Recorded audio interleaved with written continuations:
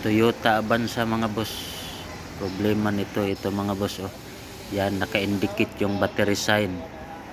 So dito mga boss, chinik natin yung charging. Yan, hindi nag-charge mga boss. At dito mga boss, tinanggal na natin yung alternator. So dito mga boss, yung brush mga boss oh, na makikita natin ano na, maliit na yung mga brush mga boss. So ito yung papalitan natin. Yan. So ito na mga boss, napalitan na natin ng carbon brush mga boss oh. Yan, bago na to. So ikabit natin. So ito na mga boss, nakabit na natin yung alternator, nabalik na natin. Yan, susubukan natin.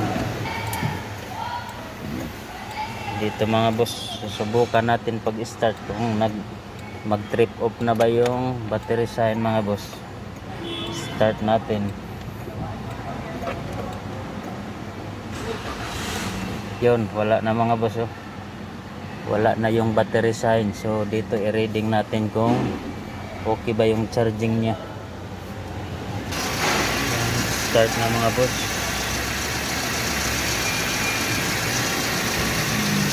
Yun, yung charging nya mga boss, normal na oh. Yan. So okay na yung charging mga boss. Yan. Okay na.